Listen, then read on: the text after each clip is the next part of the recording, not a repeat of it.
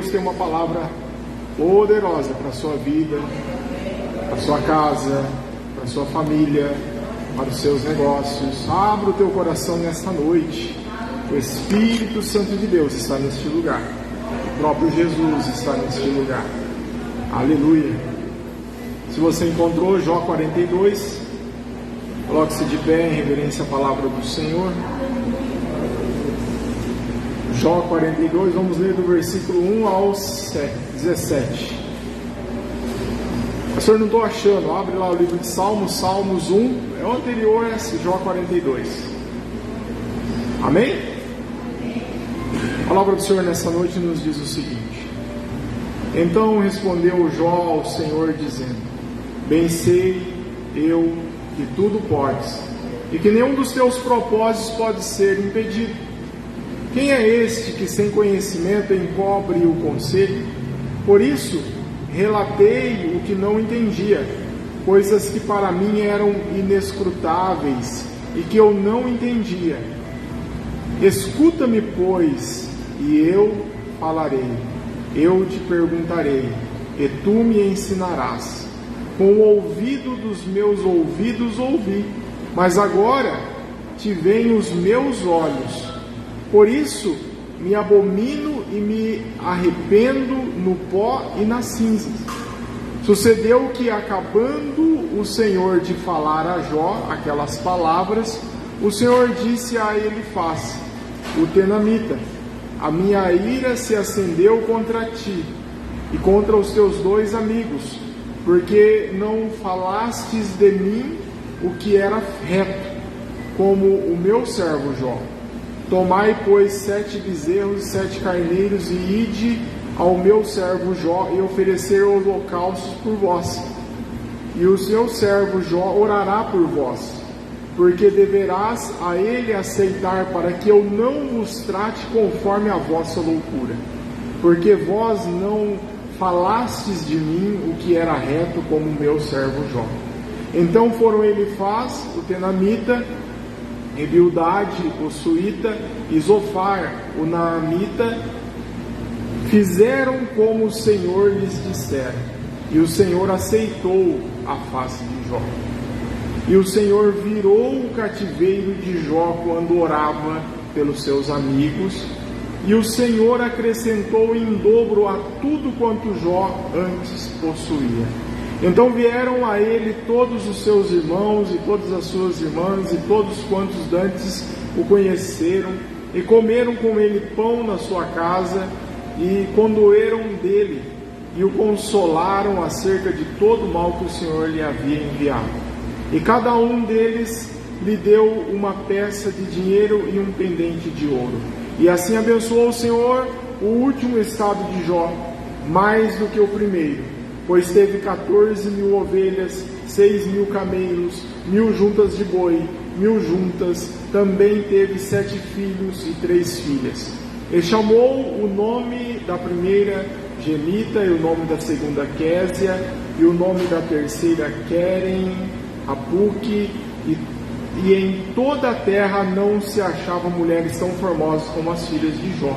E seu pai lhes deu herança entre seus irmãos. E depois disso viveu Jó 140 anos, e viveu seus filhos aos filhos de seus filhos até a 4ª geração. Então Jó morreu velho e farto. Amém? Vamos orar? Deixe sua Bíblia aberta, feche seus olhos.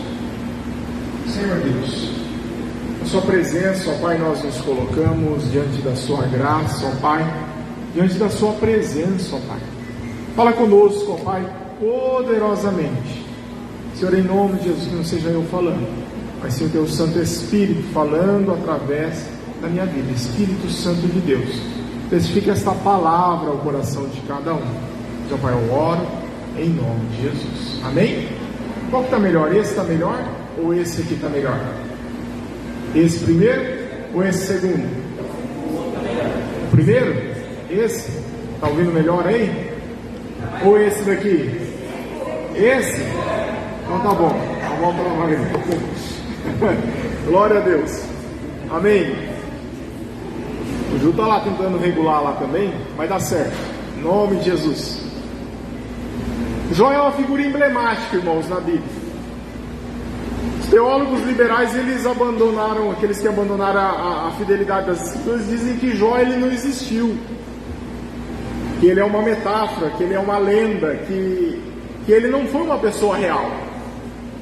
Nós discordamos totalmente desta posição. Então a pergunta é: quem foi esse homem? Jó. A Bíblia diz que ele foi um homem muito rico. Muito rico. Aliás, o mais rico da sua geração lá no Oriente. Mais rico. A Bíblia diz que ele foi um homem crente. A Bíblia diz que ele é um homem crente. Sabe o que é um homem crente, irmãos? Ele era um homem temente a Deus, um homem que se desviava do mal, um homem íntegro, um homem reto. A Bíblia diz que Jó era um pai exemplar, que orava pelos seus filhos todos os dias, orava de madrugada, orava perseverantemente, a palavra nos diz bem assim, preocupado com a vida espiritual dos filhos. A Bíblia diz que ele era um homem generoso, ele era os olhos dos cegos. A palavra nos diz que ele era a perna dos aleijados, que ele ajudava as viúvas, ajudava os aflitos em tempo de refrigério, sabe aquele refrigério na alma que às vezes as pessoas precisavam? Ele trazia esse refrigério a essas pessoas, trazia esperança a essas pessoas. A Bíblia diz que apesar de todos esses predicados, Jó ele foi um homem provado por Deus. Diz as Escrituras que Satanás um dia levanta uma suspeita acerca da motivação de Jó, dizendo para Deus que Jó só servia a Deus porque Deus o abençoava, porque Deus cercava a casa de Jó com uma muralha de proteção, trazendo a ideia que Jó era alguém que somente se subordinava a Deus, somente adorava a Deus por aquilo que Deus o oferecia, e levantando até a suspeita de que ninguém serve a Deus senão por interesse. E Satanás acusou Jó de amar mais o dinheiro do que a Deus. Ele acusou Jó de amar mais a família do que a Deus. O diabo acusou Jó de amar mais a si mesmo do que a Deus. Então, por providência divina, para testemunho da história, Deus ele permite Jó ser golpeado por duras provas. E Jó foi provado. Primeiro, ele perdeu os seus bens, perdeu o que ele tinha. Sendo um homem rico, decretava falência. Segundo, Jó, ele tem a amarga experiência de ver todos os filhos dele, 10 filhos, 7 homens, 3 mulheres, e serem mortos num único acidente. Talvez uma das providências mais duras que se vive na vida, né? Um pai sepultando todos os filhos no mesmo dia, num único dia, num único momento. E se não bastasse isso, irmão Jó ele foi golpeado também com uma enfermidade mortal. Feridas do alto da cabeça até a sola dos pés. Esse homem, irmãos, já falido, enlutado, agora precisa enfrentar uma mortal enfermidade. Se não bastasse isso, a sua mulher se insurge contra ele, contra Deus, e fala assim: olha, por que você conserva ainda a tua integridade? Amaldiçoa o teu Deus e morre. Se não bastasse essa tempestade, um outro vendaval vem sobre ele. Os amigos vieram, em vez de consolarem ele, serem pessoas que vão apoiar a ele, muito pelo contrário, chegam lá e começam a acusar a Jó, acusando ele de adultério, acusando Jó de ser ladrão, de usar de desonestidade. Com tudo isso, irmãos, a Bíblia diz que Jó levanta a Deus 17 perguntas. Por quê? Por quê? Por quê? E as perguntas são profundamente pertinentes. Por que eu estou sofrendo? Por que que a minha dor não cessa? Por que que eu enterrei meus filhos? Por que que eu não morri no ventre da minha mãe? Por que é que eu não morri ao nascer? Por que que o Senhor não me mata de uma vez? Jó, no centro da tempestade, irmão, no miolo da crise, ele olha para o céu e ele então ergue a Deus 34 queixas contra Deus. E esse homem, irmãos, ele está lá no fundo do poço. No fundo do poço. Perdeu seus bens, perdeu a sua saúde, enterrou os seus filhos, foi abandonado pela esposa, e a maior e mais profunda crise da sua vida, foi acusado pelos seus amigos.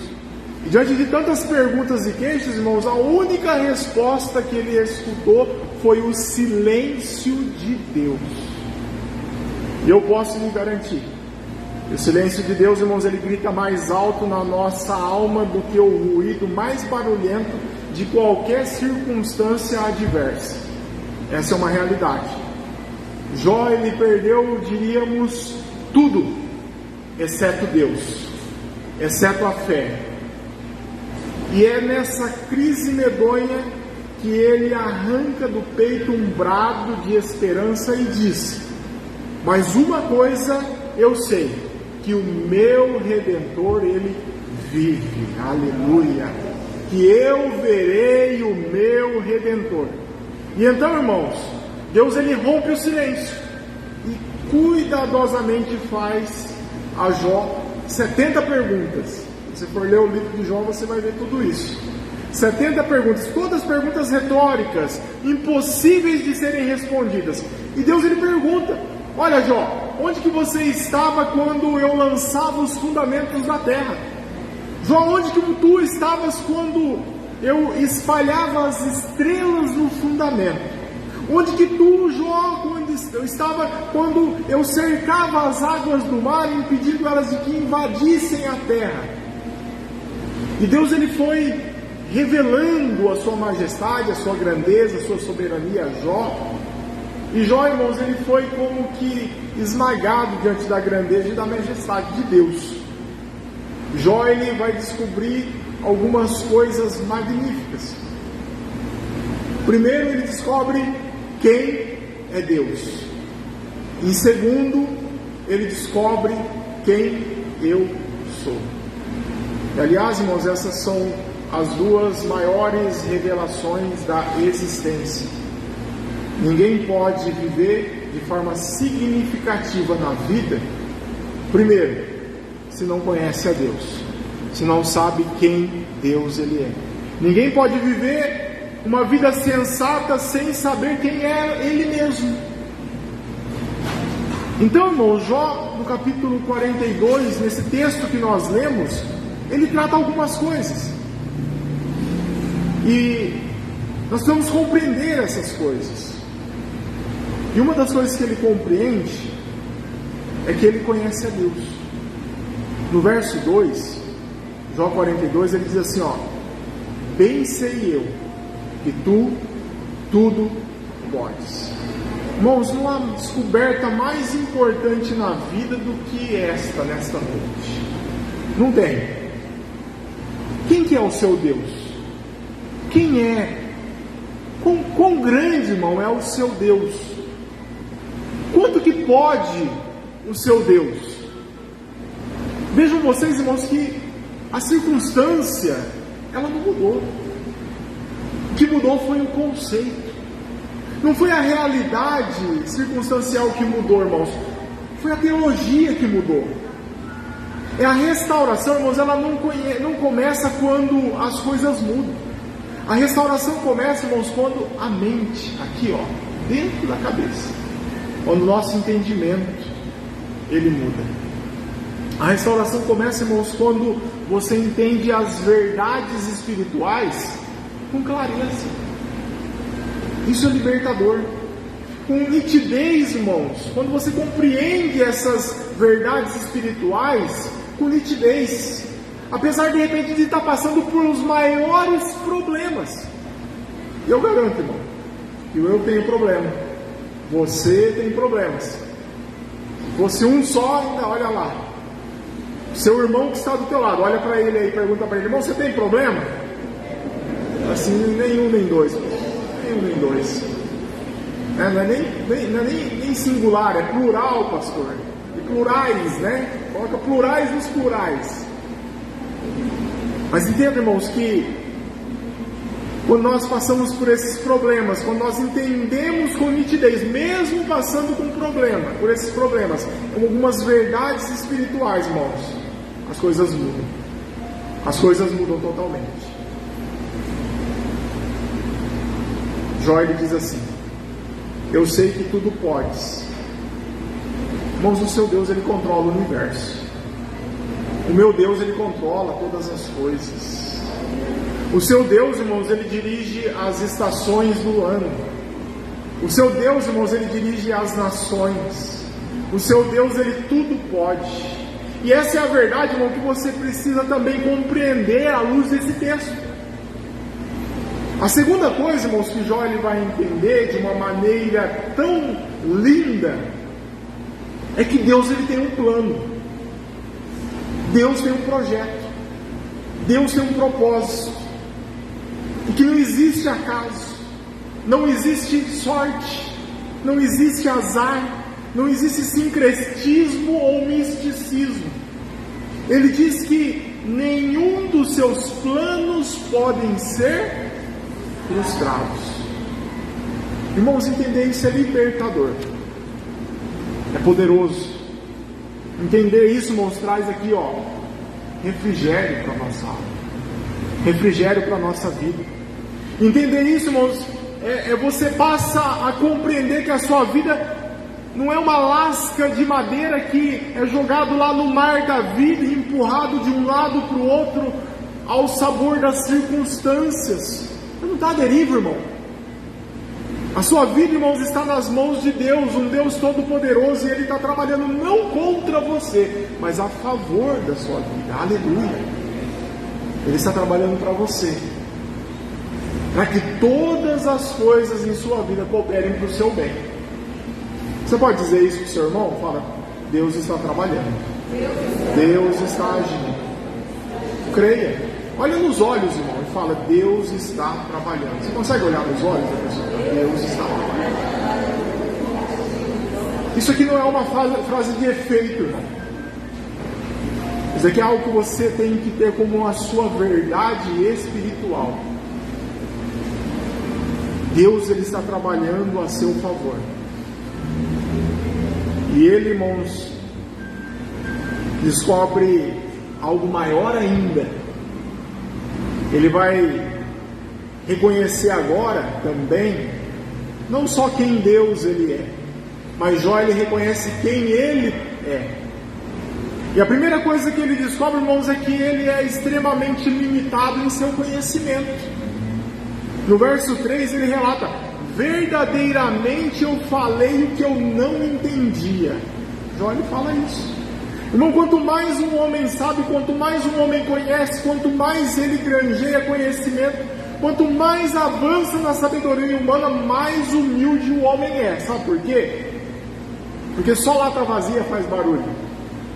É só restolho xoxo que não se dobra. O que você sabe é quase nada, irmãos, diante daquilo que você não sabe. Tem muito mais coisas que você não sabe do que coisas que você sabe. Entenda isso. O sábio, irmãos, é aquele que sabe que ele não sabe. E nós não sabemos, irmão.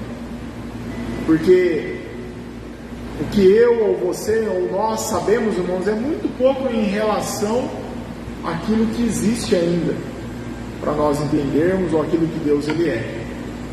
Então o sábio é realmente aquele que sabe que ele não sabe. Porque o que você sabe, irmãos, não é nada comparado àquilo que Deus ele faz, aquilo que Deus ele é. Deus ele é um ser, irmãos, que nós nunca vamos conhecê-lo totalmente. Mesmo na eternidade, nós vamos ter toda a eternidade para conhecer Deus, mas na infinitude de Deus nós nunca conheceremos totalmente a Deus, porque Deus ele é infinito. Então, irmão, quando você chega diante de Deus, o Todo-Poderoso, nós não podemos chegar com o nosso nariz empinado, porque nós não podemos chegar com soberba, altivez. Você precisa compreender que você é um ser limitado, profundamente limitado diante da grandeza de Deus. E Jó, ele descobriu muito mais do que somente isso. Ele descobriu, irmãos, que o seu limitado conhecimento é limitado ao extremo.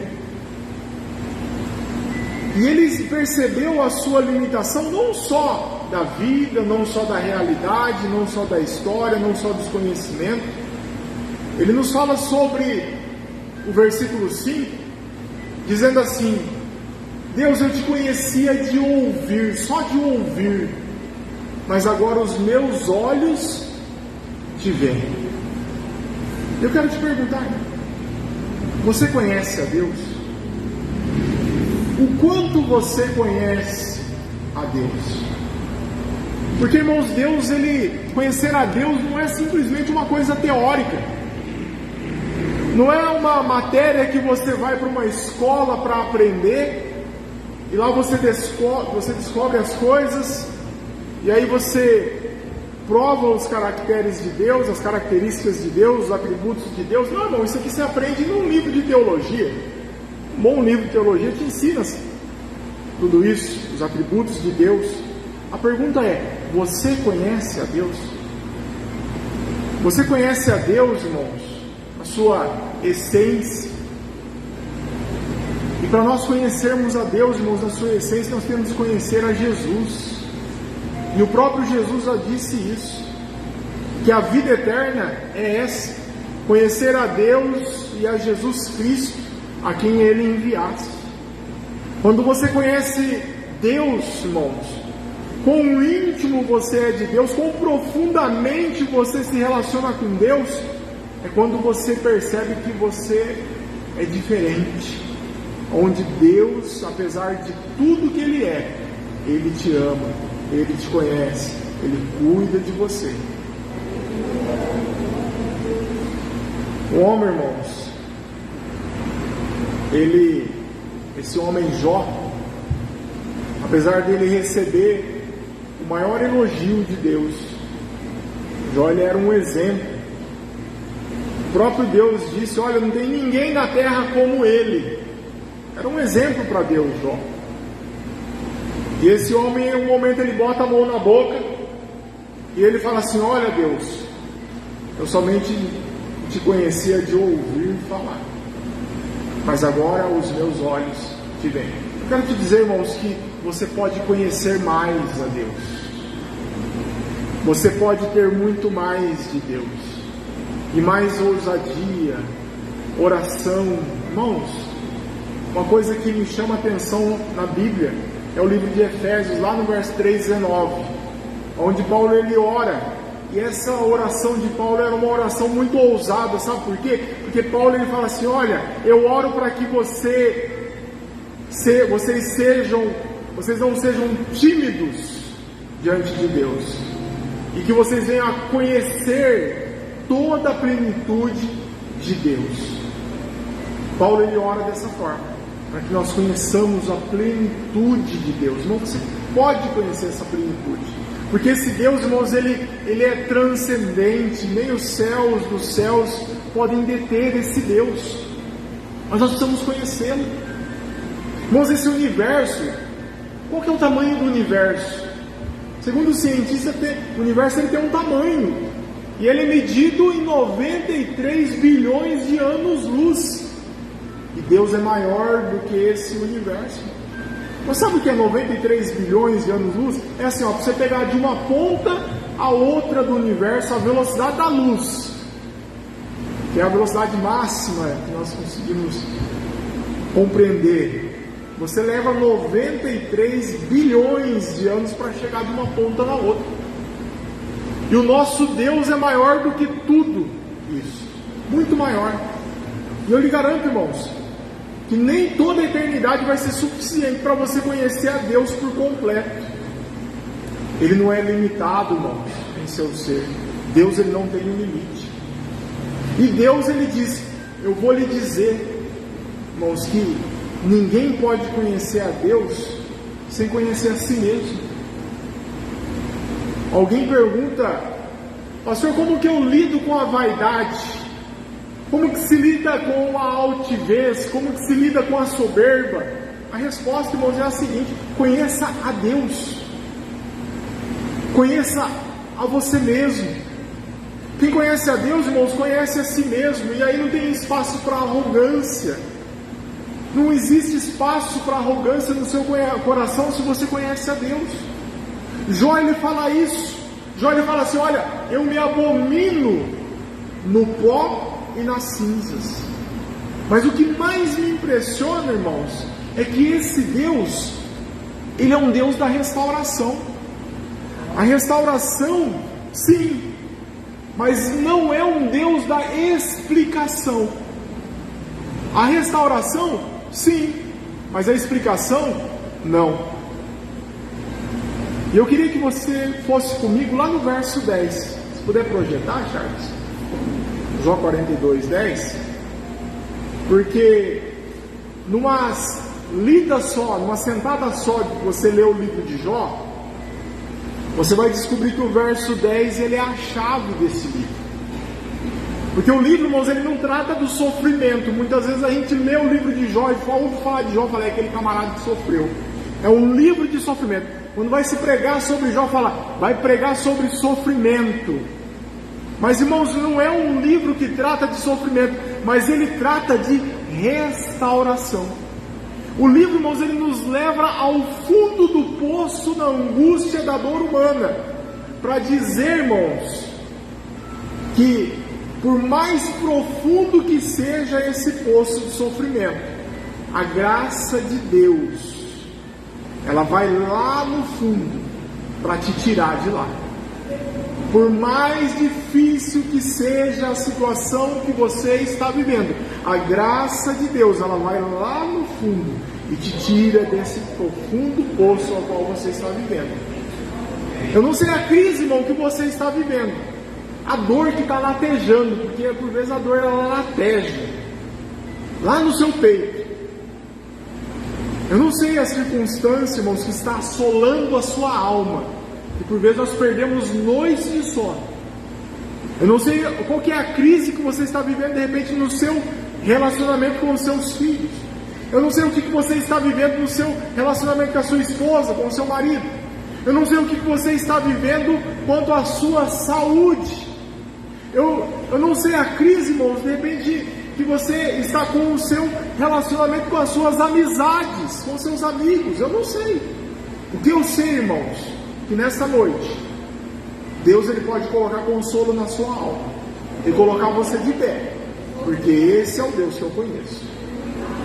E o que está escrito, pastor, lá no verso 10? O verso 10 ele diz assim, ó: o Senhor restaurou a sorte de Jó quando este orou pelos seus amigos, e o Senhor lhe deu o dobro de tudo que tinha tido antes. Irmãos, o que está escrito aqui e por que está escrito aqui?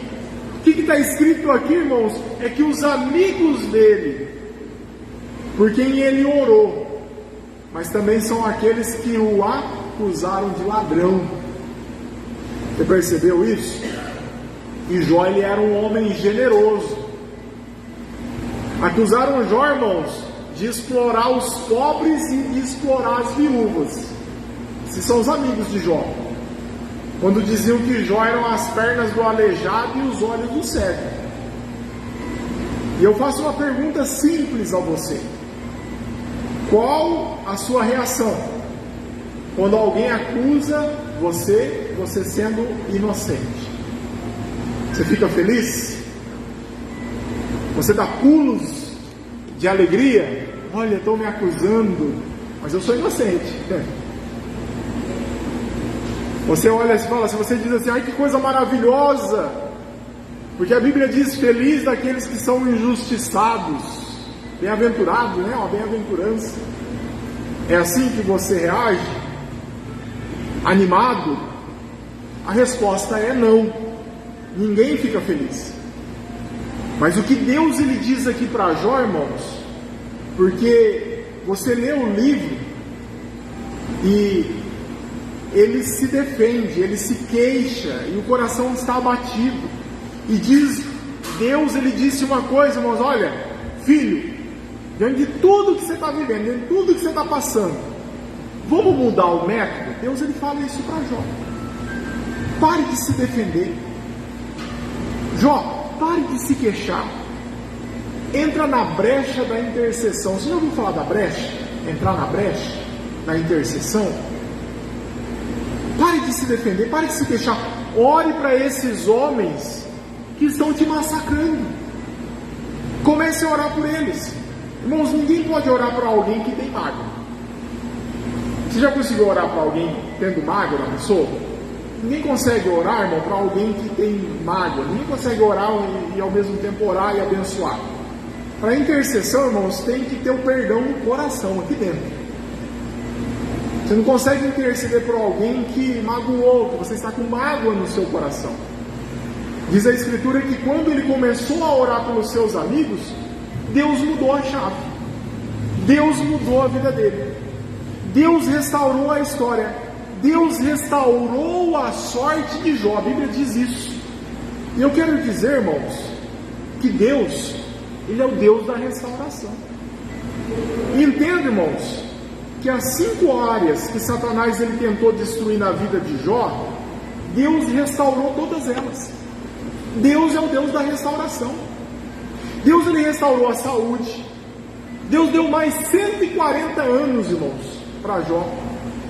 Tem uns irmãos que falam assim: não, chegando nos 100 anos, pastor, tá bom. 140 anos pegou Jó.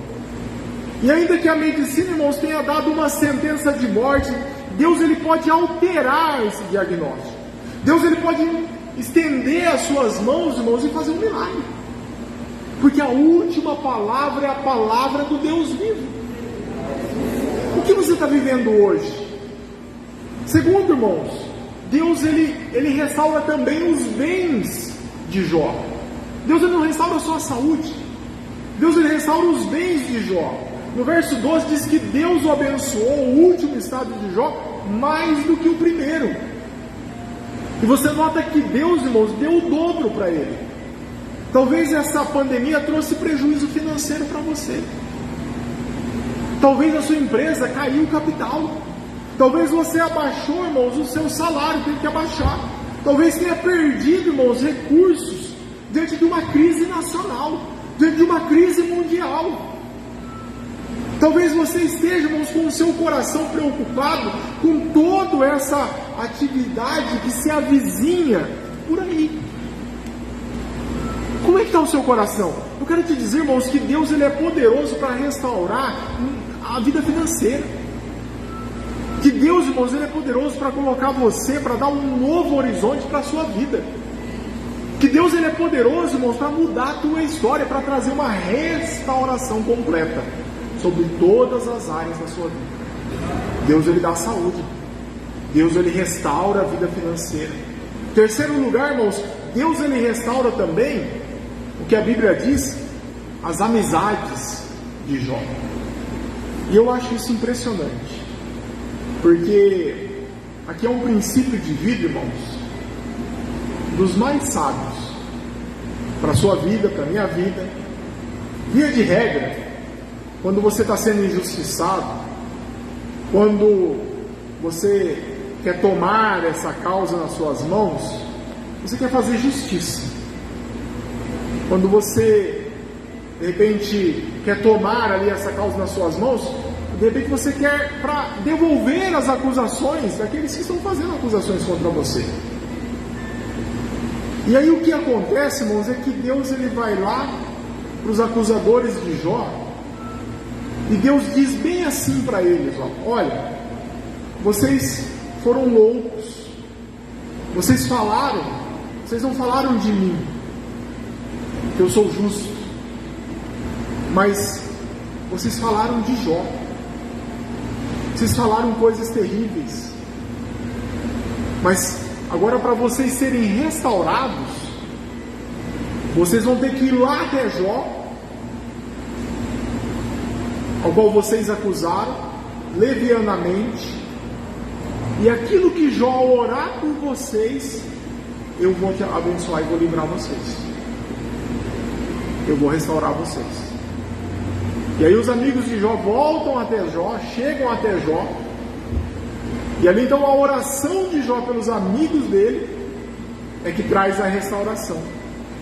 O que Deus está nos ensinando aqui, irmãos? Deus está nos ensinando um princípio. Qual o princípio?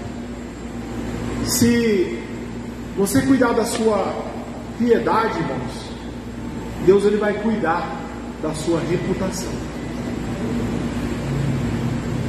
Não tente se defender.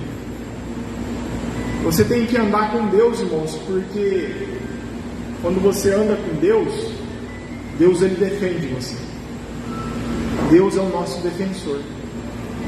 Quando você anda com Deus, irmãos, quem criticou você vai voltar a mudar, vai voltar e vai mudar de opinião contra você, a seu respeito. E aí Deus ele restaura as amizades de Jó. E mais que isso, Deus ele restaura o casamento de Jó. Eu vi um pregador dizendo que Jó ele se casou novamente com uma outra mulher. Que aquela mulher não servia, que ele buscou uma outra alternativa. Mas a Bíblia ela não passa essa ideia. A Bíblia não diz isso. E todo preceito bíblico é contra isso. Então, irmãos, eu creio que Deus ele é tão maravilhoso que Jó ele se casou com a mesma mulher. A mesma mulher que desejou para ele a morte.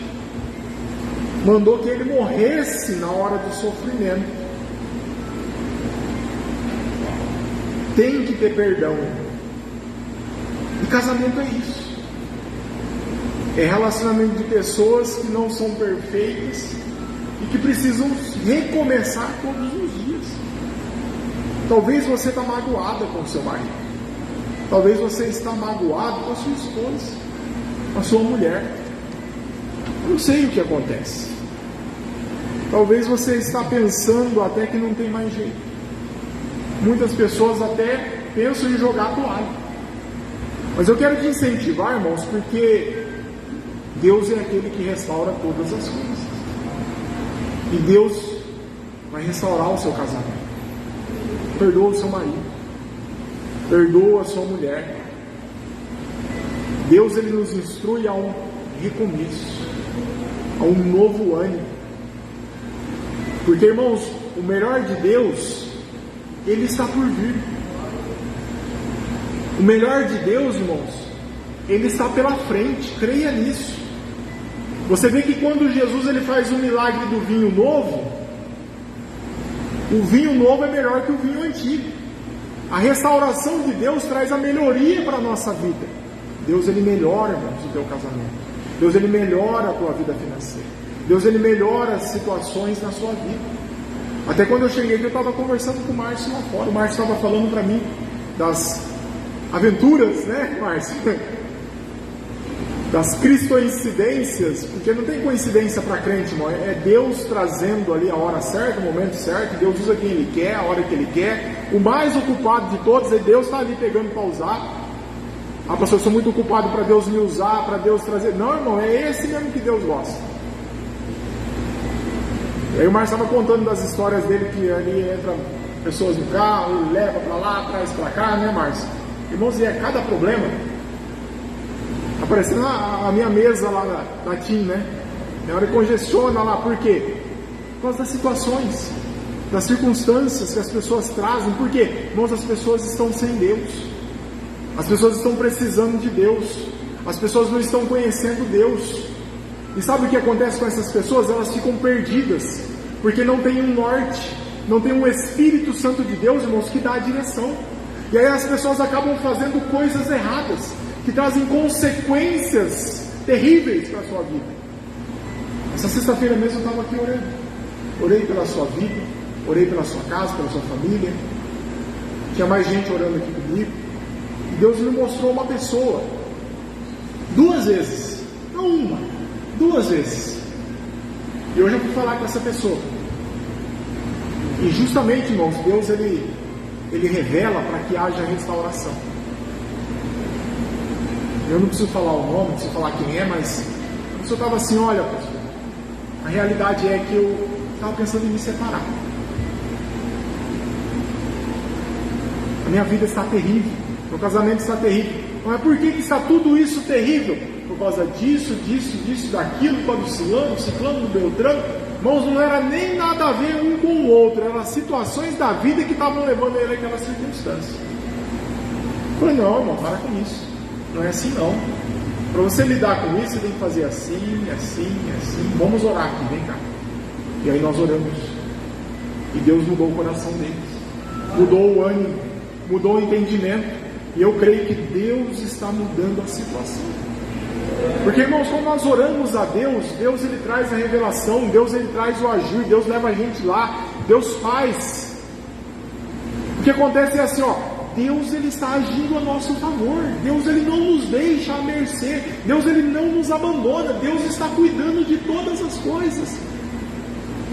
Só que nós temos que tomar cuidado, irmãos, porque há uma guerra, há um lado onde o inimigo ele lança os dardos, há um lugar onde o inimigo ele serve banquetes todos os dias. Só que somos nós que decidimos pelo livre-arbítrio entre comer aquele banquete ou não. O problema é que se nós comermos do banquete que o inimigo oferece, irmãos, sabe o que acontece? Vai te dar indigestão, vai te dar uma dor de barriga, vai te causar uma convulsão. Come lá do banquete do inimigo, você vai ver que é a convulsão espiritual que você vai ter. O inimigo ele é astuto, irmão, porque ele age de uma forma que aos pouquinhos ele vai minando. Aos pouquinhos ele vai trabalhando e fazendo assim: olha, não tem problema. Olha, é assim mesmo. Olha, é normal. É assim que acontece. E não é, irmão. Sabe por quê? Porque o inimigo ele vai fazendo assim aos pouquinhos para ir anestesiando o pecado na sua vida, cauterizando o sentimento que você tem a respeito do pecado, para chegar uma hora, irmão, que você não mais venha se assustar com o pecado, e aí é a hora que você cai. Para chegar uma hora que você não tenha mais temor a Deus, antes de você cometer aquilo que você antes achava um absurdo, mas que agora se tornou normal, porque aos pouquinhos foi se tornando algo normal. E a hora que você vê, irmão, você está num lago de lodo, coberto até a cabeça, todo sujo, e aí para sair, irmão, é problema. Às vezes você, hoje, precisa de uma restauração, como aconteceu na vida de Jó, que Deus ele restaurou.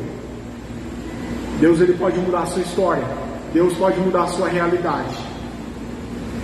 Deus ele restaurou, irmãos, até os filhos de Jó. Jó tinha 10 filhos, passou a ter mais 10 filhos. Mas eu tinha que ter 20, não foi o dobro, não, irmão? Quem é filho não deixa de ser filho. E eu acho isso aqui incrível. E eu quero te corrigir diante de uma frase. Porque às vezes morre uma pessoa e a pessoa fala assim: olha, meus pêsames pela sua perda. Eu achei interessante uma vez que a pessoa falou assim: eu não perdi, eu sei onde ele está. Quem você perde, algo que você perde, irmão, você perde e não faz ideia de onde está. E essa pessoa, quando eu chegava, meus pesos pela sua perda, falou: não, eu não perdi, eu sei aonde ele está. Ele está junto do Pai Todo-Poderoso, ele está junto do meu Deus, o meu Senhor, ele está junto daquele que eu sirvo, e um dia eu também vou estar lá. Não está perdido, não. Aquilo que nós perdemos, irmãos, nós não fazemos ideia de onde está. Ah, eu perdi o meu pai, eu perdi minha mãe, eu perdi meu filho. Jó ele não perdeu os seus filhos. Jó sabia onde eles estavam. Estavam com Deus. Se você diz isso, irmão, pare. Você não perdeu, porque Deus ele é poderoso. Irmão, eu e você conhecemos a história de Jó. Nós conhecemos e entendemos toda essa história, o enredo completo. Mas Deus, irmãos, Ele não explicou para Jó por que ele sofreu. Não explicou. Jó não soube. O diabo, irmãos, apesar que todos os personagens dessa saga de Jó estavam equivocados. Todos eles. Porque o diabo estava errado. Por quê? Porque ele pensava que Jó servia a Deus por interesse. A mulher de Jó, irmãos, ela estava errada, porque ela achou que Deus não era digno de ser adorado no sofrimento. Os amigos de Jó, irmãos, estavam errados, porque eles achavam que Jó só estava sofrendo porque ele tinha cometido algum pecado grave contra Deus. E até mesmo Jó estava errado, irmão, porque ele achava que Deus o massacrava, o afligia simplesmente por afligir. E Deus o restaurou. Mas Deus não explicou isso para Jó. Nem sempre, irmãos, nós vamos ter explicação para aquilo que nós estamos sofrendo. Nem sempre, irmãos, nós vamos ter explicação por aquilo que nós estamos vivendo.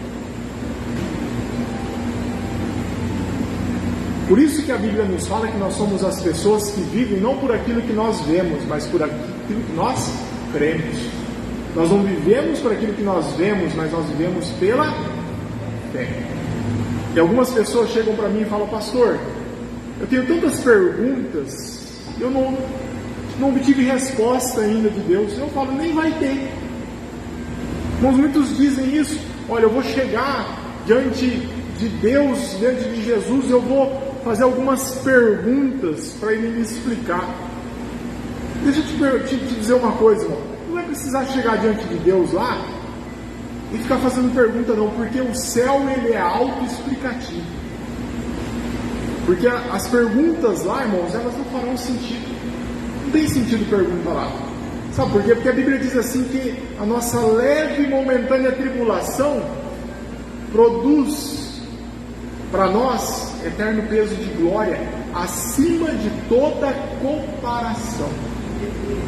Aquilo que nós vivemos aqui, irmãos, não é nada comparado às bênçãos que Deus tem para nós lá na eternidade. Então saiba disso, porque Deus ele está aqui e Ele é poderoso, irmão, para restaurar a sua vida, para restaurar as suas finanças, sua saúde, para restaurar os seus filhos, para restaurar o seu casamento, para restaurar as suas amizades, para restaurar todas as coisas. Explicação nem sempre nós teremos. A hora que nós chegarmos no céu, nós vamos saber. Tudo será esclarecido. Mas porque lá no céu, irmãos, não tem sombra de dúvida. Lá no céu não tem confusão. E nesse Deus que nós cremos, irmãos, Ele é um Deus da restauração. Às vezes, a nossa vida, nós gostaríamos que fosse tudo tranquilidade. Mas por vezes nós passamos por lágrimas, passamos por dores, passamos por angústias. E todos nós temos isso, dos mais jovens para os mais vividos. Pode pegar ali Miguel, mais jovem, né? Eu acho que é o mais jovem hoje aqui. A pessoa de mais idade. Todos nós temos lágrimas, todos nós temos dores, todos nós temos angústias. Mas Deus, Ele não trouxe você aqui simplesmente porque hoje é um domingo. Deus, Ele não trouxe você aqui porque hoje tem culto no domingo, e domingo nós nos reunimos aqui todo domingo. Porque, irmãos, esse não é um simples culto. Deus, Ele trouxe aqui você porque Deus, Ele tem um propósito para a sua vida. Cadê os irmãos do louvor? Deus, Ele trouxe você aqui porque Ele tem um propósito maior. Ele conhece a sua vida. Ele conhece as suas lutas. E Ele está aqui hoje. E Ele é poderoso para restaurar. E Ele é poderoso para restaurar a sua história. Ele é poderoso para restaurar a sua casa. Ele é poderoso para fazer muito mais do que nós pedimos, muito mais do que nós entendemos. E se hoje você anseia por essa restauração, eu quero convidar você a se colocar de pé. Se tem algo que aflige a sua alma, se tem algo que aflige suas noites de sono, e que você entende que Deus, Ele é poderoso, que sem Ele nós não podemos nada, não somos nada, e que nós precisamos desse Deus para vencer, e que Ele é um Deus da vitória, um Deus da restauração. Eu quero convidar você para vir aqui à frente, que eu vou orar com você. Deus, Ele pode restaurar. Deus é o Deus da restauração. Meu irmão, você não está aqui por acaso. Deus não te trouxe aqui nesta noite por um acaso. Ah, pastor, estou sentindo de ir ao culto. Não, irmão. O Espírito Santo de Deus te trouxe aqui neste lugar. Aquela noite mais longa, aquela madrugada mais longa que você passou recentemente, o Espírito Santo de Deus, Ele estava ali junto de você. E Ele estava ouvindo o teu clamor. O Espírito Santo de Deus, Ele estava trabalhando no meu coração para trazer essa palavra hoje, para que a restauração de Deus viesse à sua vida, viesse à sua casa, viesse à sua família. Não sei se de repente o seu problema financeiro, familiar, não sei se é a sua saúde que tem te incomodado. Mas eu sei de uma coisa: Deus, Ele restaura todas as coisas. Deus, Ele restaura o relacionamento. Deus, Ele restaura o entendimento. Deus, Ele restaura a afetividade. Deus, Ele começou a mover sobre a vida de Jó quando Ele começou a orar pelos seus amigos. Eu não sei se de repente você tem mágoa com alguém nesta terra. Eu acho difícil não ter, porque sempre tem alguém que pisa lá naquele calo, né? Sabe aquele que dói bastante? E geralmente tem um que pisa justamente ali, né? Por querer, não fazendo nada. Você vai não fez nada, pisaram no meu carro. Você quer revidar? Tem que haver perdão. Porque nós passamos por algumas coisas na nossa vida porque nós não temos o perdão no nosso coração. Feche seus olhos nesse momento. Eu sei que o Espírito Santo de Deus está agindo aqui nesta noite. Eu acho que Deus, Ele trouxe a memória da sua vida alguém que te fez mal, alguém que te trouxe mal, alguém que te machucou. E agora aqui nesta noite eu quero que você ore a Deus, pedir para Deus abençoar essa pessoa, porque isso vai mudar a tua história, vai mudar a tua vida, vai restaurar aquilo que precisa ser restaurado. Feche seus olhos nesse momento. Fala: Senhor Deus, eu preciso, Pai. Senhor, que o Senhor tire isso do meu coração. Não aceito isso, Pai. Tira, Deus, essa dor. Tira, Deus, essa lágrima. Deus, Senhor, em nome de Jesus, ó Pai, tira esse sentimento, ó Pai, do meu coração, dessa pessoa que me fez mal agora. Senhor, em nome de Jesus, em nome de Jesus. Senhor, abençoa ele, abençoa ela, Pai. Senhor, em nome de Jesus. Que a sua graça esteja sobre a vida dele, sobre a vida dela. Fala o nome da pessoa, Senhor, que precisa aí. Fala bem baixinho, fala: Senhor, abençoa o fulano, abençoa o Beltrano, abençoa o ciclano. Senhor, que toda mágoa agora do meu coração cesse. Em nome de Jesus. Em nome de Jesus, eu abençoo. Eu libero perdão para esta vida. Eu libero perdão para esta casa. Eu libero perdão para esta família. Porque mais que o Senhor tem assumido, mas é aquilo que o Senhor tem restaurado minha vida, minha casa, minha família, os meus negócios. Espírito Santo de Deus, tu és bem-vindo aqui neste lugar.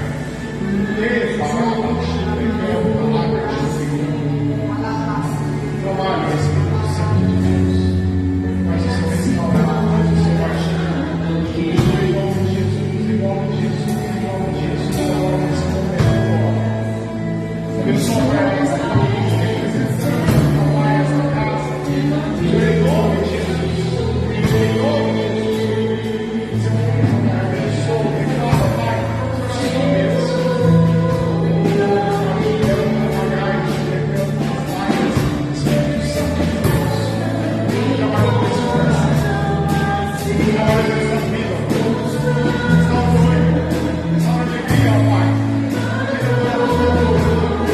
Graças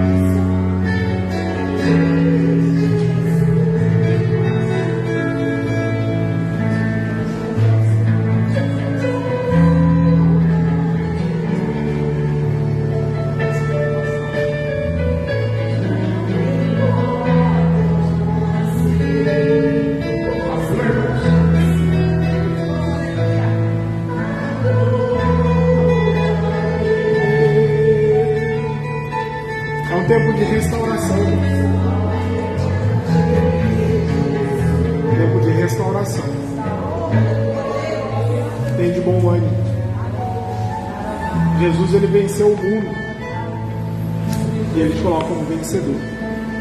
Ele cuida dos seus filhos, cuida da sua casa, cuida da sua família. E tudo aquilo que nós estamos passando aqui de problema, irmão, que não é pouco, não é nada comparado à poderosa glória de Deus que nós vamos vivenciar. Pega na mão do seu irmão aí que está à tua esquerda, à tua direita. Ele é importante para Jesus. Levanta a mão dele para o alto, assim, com a mão vitoriosa, mãos levantadas. Senhor Deus, nesse momento, como igreja do Senhor, Pai, nós nos alegramos na sua presença. Rendemos graças a Ti, ó Pai. Graças a Deus, ó Pai, por este momento. Graças a Deus, ó Pai, por essa palavra, ó Deus, sobre as nossas vidas. Palavra de restauração.